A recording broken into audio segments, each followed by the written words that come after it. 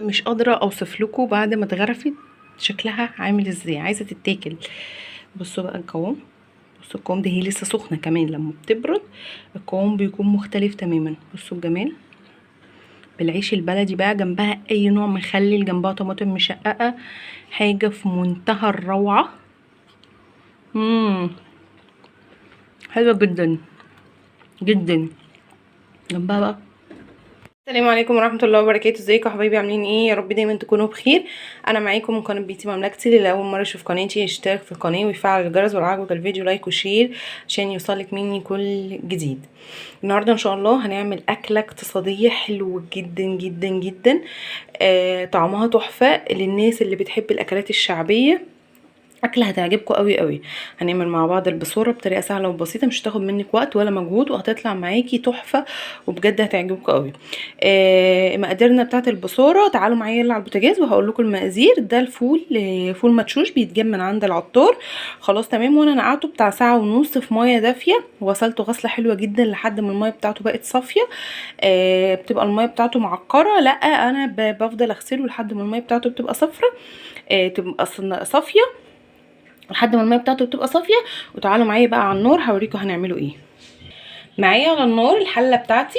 خلاص تمام. وهنزل بالفول بتاعي اللي انا غسلته كويس ونقعته. خلاص تمام. ومعايا حزمه كزبره وحزمه بقدونس وحزمه شبت.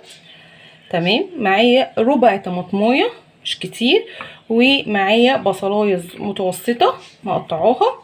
تمام. وهحط عليهم يعني كوبايتين ميه. خلاص تمام كده. او كمان ممكن يعني هتحتاج حبه ميه كمان، هزود لها حبه ميه وهسيبها على النار لحد ما تغلي كويس جدا جدا جدا. ولحد ما الفول بتاعي امسك الفولايه بتاعتي الاقيها اتهرست وبقت طريه جدا، وتبقى سهله عليا في الخلاط عشان تطلع كريميه وتطلع تحفه. هروح دلوقتي ازود لها كوبايه ميه وهوريها لكم بعد ما تغلي وتستوي هيكون شكلها عامل ازاي. بصوا دلوقتي يا حبايبي، انا الفول بتاعي ابتدى يدخل في السوا، يعني استوى مثلا بنسبة 70% مثلا. خلاص تمام. هعمل ايه دلوقتي؟ هكون مجهزة بهارات. البهارات بتاعتي دي عبارة عن ايه؟ مكعب مرقة، ربع معلقة ملح، ربع معلقة فلفل اسمر، ربع معلقة شطة. الشطة حسب الرغبة وحسب ما انت بتحبي الحاجة سبايسي او لا، وحبة فلفل اسمر، ولو حابة تضيفي لها كمون حبة، بس انا مش بحب اضيف كمون. خلاص تمام. هنزل بكل البهارات دي عليها. خلاص تمام كده. وهبتدي اقلب كل البهارات دي معايا وهسيبها بقى تكمل سواها. بصوا الشوربه، لما الشوربه بتاعت البصوره او ميه البصوره لما بتبقي غاسله الفول كويس، بصوا الميه بتبقى يعني الميه بتاعتها بتبقى نقيه كده، مش بتبقى معكره ولا حاجه، وبتبقى مبينه الدنيا. هسيبها بقى تكمل سوا لحد ما تستوى خالص، وبعد كده نرجع ونشوف شكلها هيكون عامل ازاي.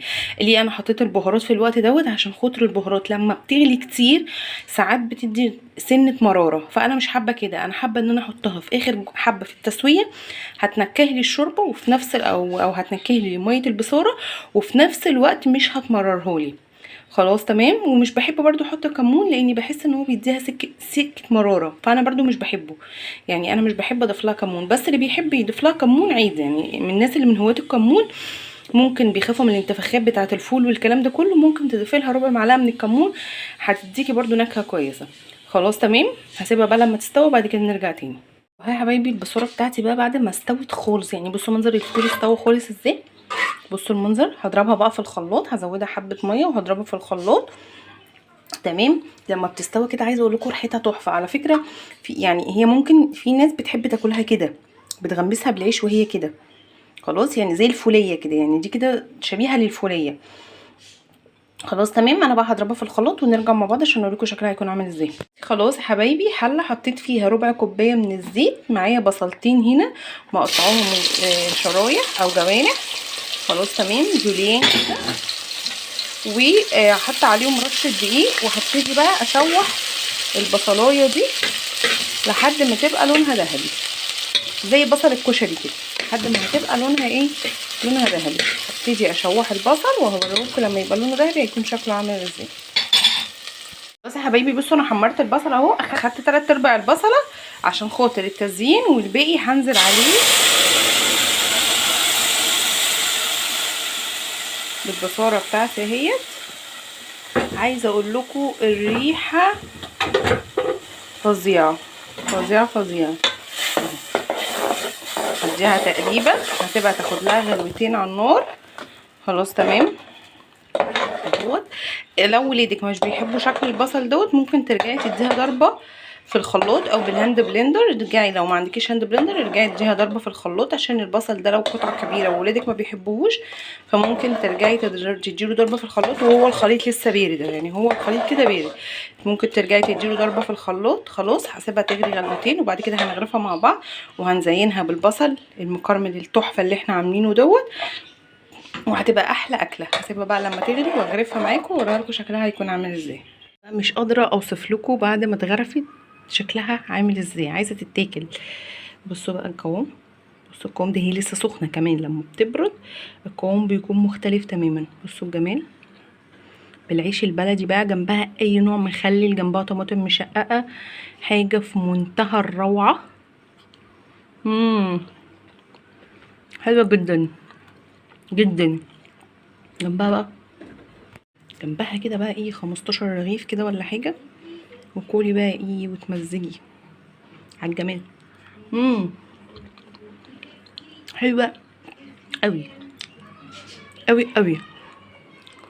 يا رب تكون الوصفه عجبتكم، كانت سهله ليكم سهله لاولادكم، مغذيه جدا ومفيده، سهله واقتصاديه مش مكلفه، هتعجبكم. جربوها وقولوا لي ايه رايكم، واللي عجب الوصفه احلى لايك واحلى فيديو. لو اول مره تشرفيني في قناتي يا ريت تدوسي على الجرس على الكل اول عشان يوصلك مني كل جديد. والسلام عليكم ورحمه الله وبركاته.